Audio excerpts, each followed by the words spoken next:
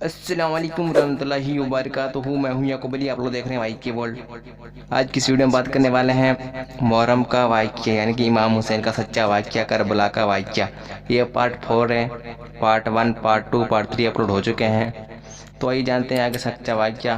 آپ لوگ وہ پارٹ نہیں دیکھے تو اس کی ویڈیو کے بعد وہ پارٹ ضرور دیکھیں۔ آئیے شروع کرتے ہیں آج کا ویڈیو۔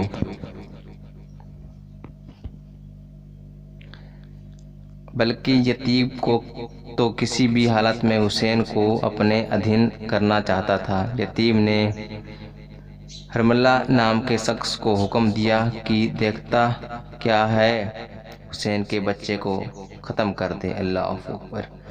حرملہ نے کمان کو سنبھالا اور تین دھار کا تیرا کمان سے چلا اور حسین کی گود میں لگی عسکر کی گردن پر لگا۔ 6 مہینے کے بچے کے باوجود بھی کیا ہوتا ہے ناظرین کرام، آپ لوگ جان سکتے ہیں اس ٹائم کا کیا منظر ہوگا۔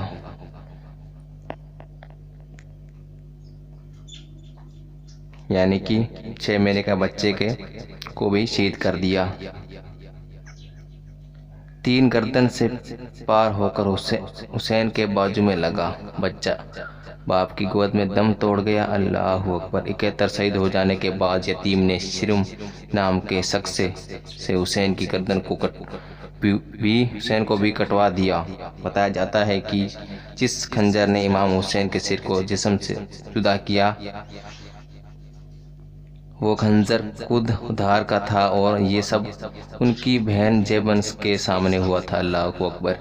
جب شرم نے ان کی گردن پر خنجر چلایا تو حسین کا سر سجدے میں بتایا جاتا ہے، یعنی کہ نماز کی حالت میں تھا۔ ناظرین گرامی، بتاتے ہوئے بہت دکھ ہو رہا ہے۔ آپ لوگ کمنٹ میں سبحان اللہ ضرور لکھ دیں۔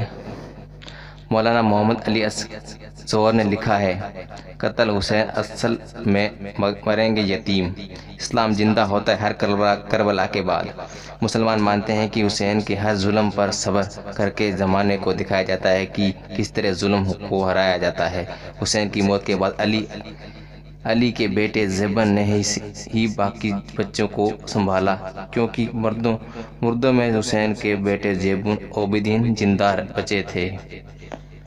اکرام ویڈیو کو لائک ضرور کریں، کیونکہ مردوں میں جو حسین کے بیٹے زین العابدین زندہ بچے تھے تو بہت بیمار تھے۔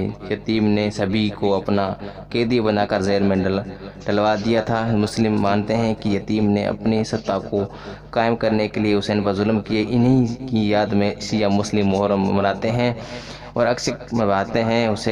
حسین نے کہا، ذلت کی زندگی سے عزت ہی بہتر ہے، عزت کی موت بہتر ہے۔ امید کرتے ہیں کہ ہماری چھوٹی سی ویڈیو آپ کو اچھی لگی ہوگی۔ اگر ذرا سی اچھی لگی تو ویڈیو کو لائک اور شیئر ضرور کریں۔ میرے دینی بھائی اور بہنوں، آج کی ویڈیو میں اتنا ہی۔ میرے اللہ اس ویڈیو کو بنانے جو بھی غلطیاں ہوئی ہیں تو اسے اپنے فضل و کرم سے معاف فرما، آمین۔